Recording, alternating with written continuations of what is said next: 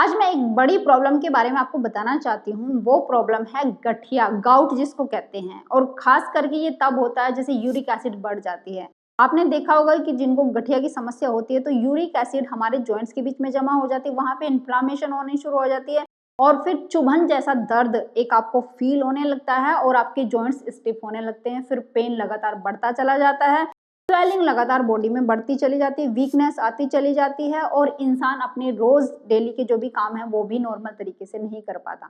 तो ये समस्या एक गंभीर है, लेकिन आज मैं इसके लिए एक बहुत अच्छी रेमेडी आपको बताने वाली हूँ। एक टी की रेसिपी है और साथ में जूस भी बताऊंगी और साथ में ये भी बताऊंगी कि किन चीजों की सावधानी आपने रखनी चाहिए अपने खाने पीने में और क्या क्या और रूटीन में अपने शामिल करना चाहिए ताकि इस प्रॉब्लम से आप छुटकारा पा सके। अगर कुछ लोग अच्छे तरीके से इन चीजों को फॉलो कर लेंगे तो उम्मीद है कि आप बिल्कुल छुटकारा भी पा सकते हैं इस प्रॉब्लम से। ऐसा नहीं कि ये प्रॉब्लम ऐसी है कि ये कभी ठीक नहीं हो सकती, ये भी ठीक हो सकती है अगर आप अपना रूटीन है वो एकदम से सही से बैलेंस करके रखते हैं। तो वो सारा डिटेल में आपको बताने वाली हूँ। तो चलिए शुरू करते हैं इस वीडियो को। हेलो फ्रेंड्स, मैं सुमन चौहान, सर्टिफाइड डाइटिशियन न्यूट्रिशनिस्ट, आपकी फिटनेस ट्रेनर। मेरे चैनल देसी इलाज में आपका स्वागत है। देखो, जिन लोगों को गठिया की समस्या हो जाती है, जॉइंट्स स्टिफ हो जाते हैं, उनको पूछ के देखिए कि उनका हाल क्या हो जाता है।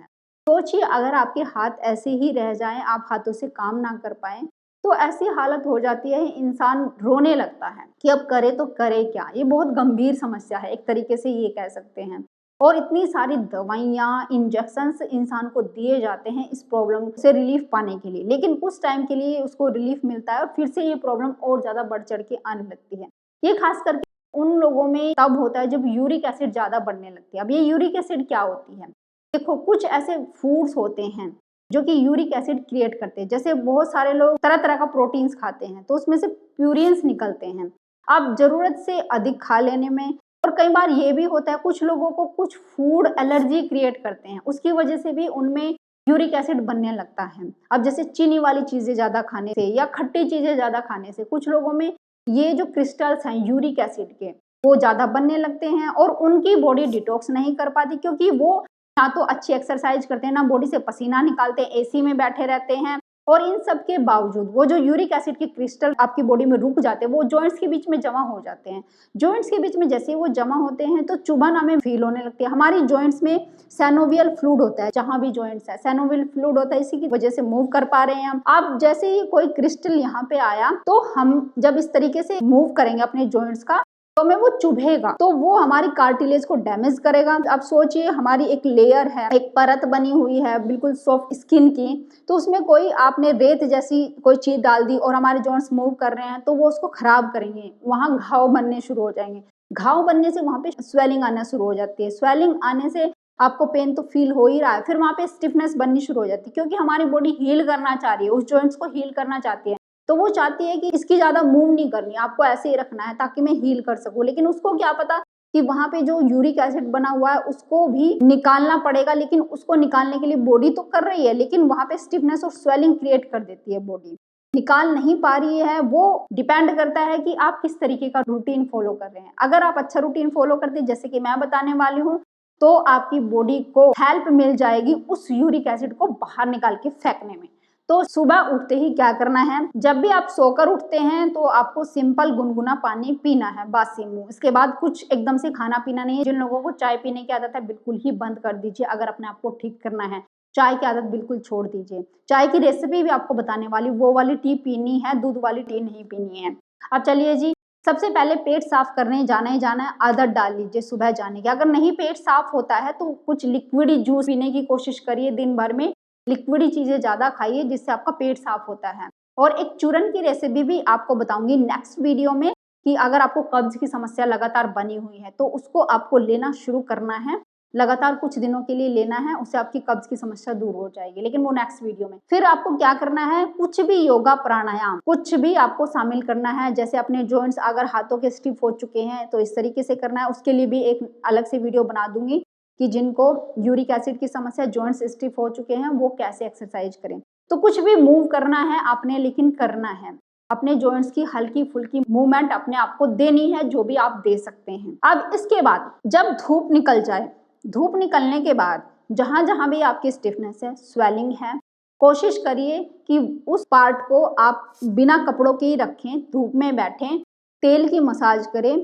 तेल अगर सरसों का है तो उसको गुनगुना कर लीजिए, अगर तिल का तेल है उसको भी हल्का गुनगुना कर लीजिए और उसकी धूप में बैठ के, जैसे आपके एल्बो जॉइंट्स में यहाँ पे स्टिफनेस है या स्वेलिंग है, हल्के हाथों से आपको मसाज करनी है और मसाज करने के बाद आपको उसको धूप देनी है अच्छे से कम 15-20 मिनट के लिए।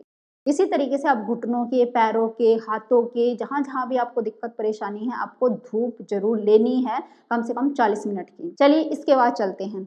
अब सुबह जैसे बहुत से लोगों की चाय पीने की आदत है तो उनके लिए ये टी की रेसिपी है। वैसे सभी के लिए ये है, जिनको नहीं है उनके लिए भी है। अगर यूरिक एसिड को जल्दी से जल्दी शरीर से बाहर निकालना है तो एक टुकड़ा अदरक का ले लेंगे। जितना एक कप चाय में आपको पसंद है, आपकी बॉडी को सूट करता है, उतना आप टुकड़ा अदरक का ले लेंगे। अब इसके साथ ही अजवाइन ले लेंगे, थोड़ी सी, आधा चम्मच बस।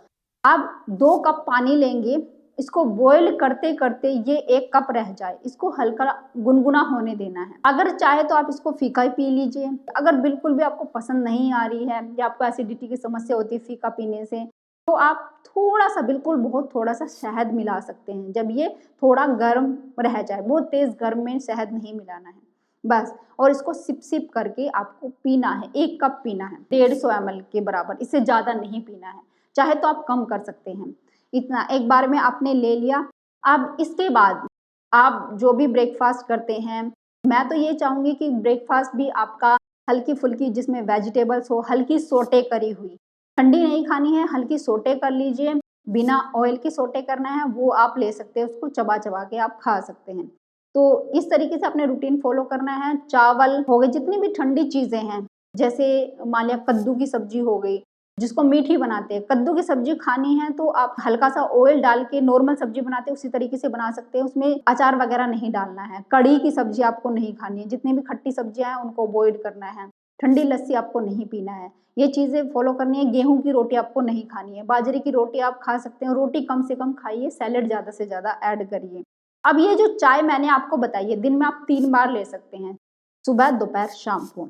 जिनका कम यूरिक एसिड बढ़ा हुआ है वो 2 टाइम ले सकते हैं और जिनका हल्का फुल्का ही पेन है वो 1 टाइम से शुरू कर सकते हैं। वो चाहते हैं कि हमारी बॉडी में कभी दिक्कत परेशानी ना है तो वो 1 बार ले सकते हैं, लेकिन जिनका यूरिक एसिड बहुत ज़्यादा है वो 3 बार ले। अब एक जूस की रेसिपी भी आपको बता देती हूँ। जिस टाइम आप लेना चाहे उस टाइम ले सकते हैं। ब्रेकफास्ट के बाद 1-1.5 घंटे बाद आप इस जूस को पी सकते हैं। ये जूस भी आपकी बॉडी से उस यूरिक एसिड को निकालेगा, बॉडी को डिटॉक्स करेगा। जिनको कब्ज की समस्या रहती है उनकी कब्ज दूर हो जाएगी।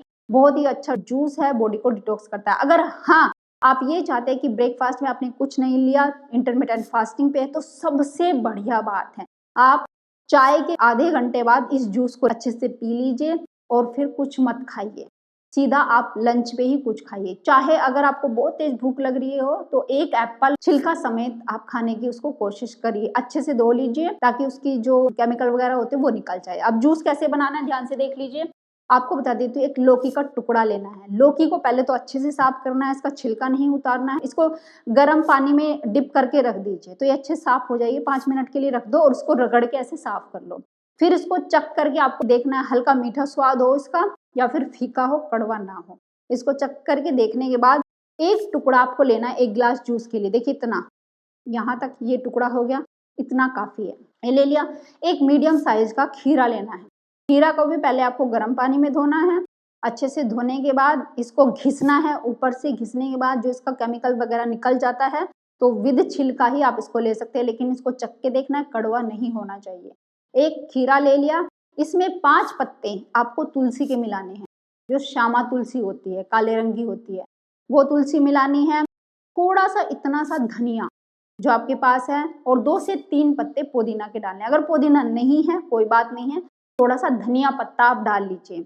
अब इसको आपको अच्छे से ग्राइंड करना है अपनी मिक्सी में। ग्राइंड करने के बाद एक कपड़ा ले लीजिए, उसमें आपको उसको निचोड़ना है। निचोड़ने के बाद ये 1 गिलास आपका जूस बनके तैयार है। 2 चुटकी इसमें काली मिर्च डालना है।